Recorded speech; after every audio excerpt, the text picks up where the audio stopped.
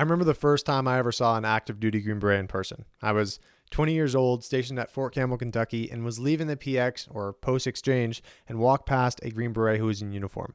I remember trying to play it cool and not stare at him, the beret, or the tab on his shoulder, although I so badly wanted to sneak a peek at that little piece of fabric that said Special Forces. I was never someone that was starstruck by athletes, movie stars, or anything like that, but ever since I was a teenager, I felt this deep, burning desire to earn the Green Beret. And thinking back to my perception of the men that wear the Green Beret prior to earning mine, I envisioned them as these fearless individuals who can face any challenge without a tinge of fear. But I learned that this isn't true. What they actually are is extremely courageous, and the idea of being fearless is deeply flawed. And here's why.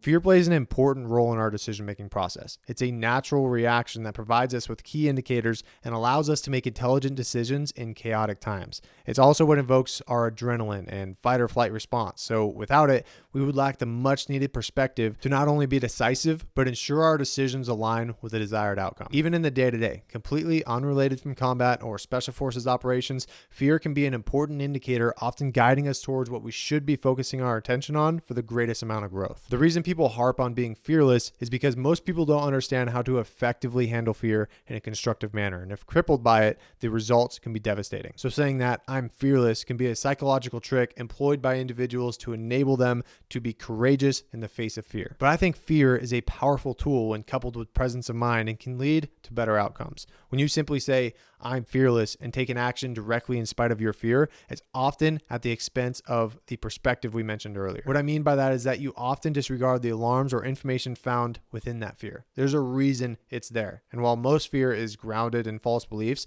some of that fear can provide important information and insights that will improve our overall performance. So first, what do I mean by presence of mind? I don't mean the absence of feelings or emotions, but the ability to effectively acknowledge them, identify their validity, and take action in spite of it. Simply put, it's not the absence of emotions, but the ability to control them and the ability to not become so attached to them that we allow them to dictate the actions that come next. So the way in which I like to approach fear is to understand the basis for it. I want to know where this fear is coming from, and if there is information within it that I can use to my advantage. The leftover fear that I logically find is ungrounded can move to the side and be disregarded. The next reason the idea of being fearless is flawed is that it often leads to people thinking that they are not strong enough or capable enough to take a particular action. They try their best to convince themselves that they are fearless, but when the inevitable feelings of fear arise, they feel as though they failed in that pursuit and allow it to limit their potential. So understand that fear is inevitable, and if your goal is big enough, you will absolutely feel fear along the way. Use it to your advantage and prove that you have the courage and presence of mind to take the necessary action despite